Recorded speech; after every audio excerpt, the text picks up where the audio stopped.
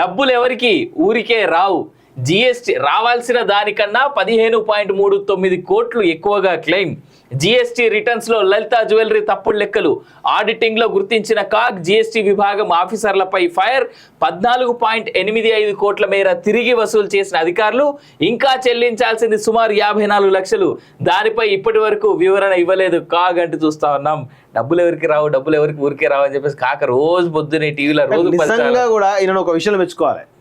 ఎందుకంటే ఆయనే కొన్ని యాడ్స్ విషయంలో హీరోయిన్లకు హీరోలకు కోట్ల ఇచ్చే బదులు వాళ్ళ బదులు ఆ డబ్బును ఎక్కువ ఒక యాడ్ ఇచ్చే బదులు అట్లా 10 యాడ్లు ఇచ్చే ప్రయత్నం చేస్తా చెప్పేసి ఈయననే బ్రాండ్ అంబాసిడర్ లలిత జ్యువెలర్స్ డెవలప్ చేసిండు. అందులో మార్కెటింగ్ స్ట్రాటజీని మామూలుగా కంటే పెద్ద ఎత్తున చేయలేదు వాస్తవం. ఎందుకంటే ఈ హైదరాబాద్ చూసినట్టయితే ప్రతి ఛానల్ పొద్దున్న లేస్తే సాయంత్రం వరకు ప్రతి ఛానల్లో హోర్డింగ్స్ గీటింగ్స్ అన్ని లలిత జ్యువెలర్స్.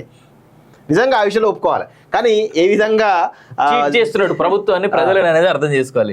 డబ్బులు ఎవరికి ఊరికే రావు అంటే లలిత జ్యువెలరీ అధినేత కిరణ్ కుమార్ తరచు మీడియాలో కనిపిస్తూ ఉంటారు. పక్క షాప్ లోను వెరిఫై చేసుకోండి అంటూ సూచనలు ఇచ్చే ఆయన జిఎస్టీ రిటర్న్స్ లో తప్పుడు లెక్కలు చూపి అధికారులకు దొరికిపోయారు. కాగ్ ఆడిటింగ్ లో ఈ విషయం వెలుగులోకి వచ్చింది. తప్పుడు లెక్కలను వెరిఫై చేసిన స్టేట్ కమర్షియల్ ట్యాక్స్ డిపార్ట్మెంట్ లో జిఎస్టీ విభాగం అధికారులు ఆయనకు నోటీసులు జారీ చేశారు. అయితే ఇది 9వ పేజీలో ఉంది. బంగారం కొనేటప్పుడు లలిత జ్యువెలర్స్ పోయేటోళ్ళకి నేను ఒక చిన్న సలహా ఇస్తా.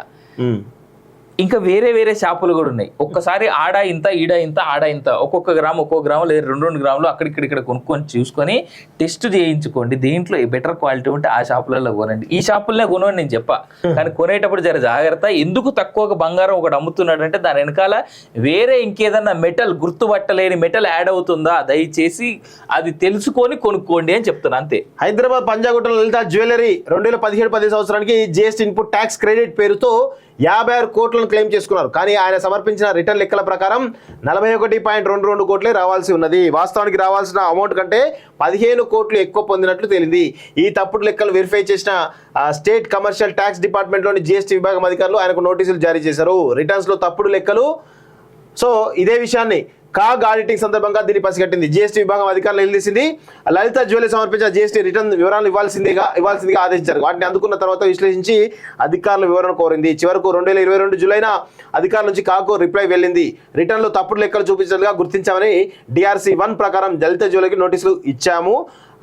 అదనంగా పొందిన 15 కోట్లలో 14 కోట్ల మేర రివర్సల్ అయిందని కాగ్ పంపిన రిప్లైలో ఆఫీసర్లు పేర్కొన్నారు. కానీ మిగిలిపోయిన 53 లక్షలకు సంబంధించిన డిపార్ట్మెంట్ అధికారులు ఇప్పటి వరకు వివరణ ఇవ్వలేదని తన నివేదికలో కాగ్ పేర్కొన్నది. ఇంకా రావాల్సింది 53.52 లక్షలు. పాపం 53 లక్షలకే ఈయన బజార్ నిలబెట్టిరు.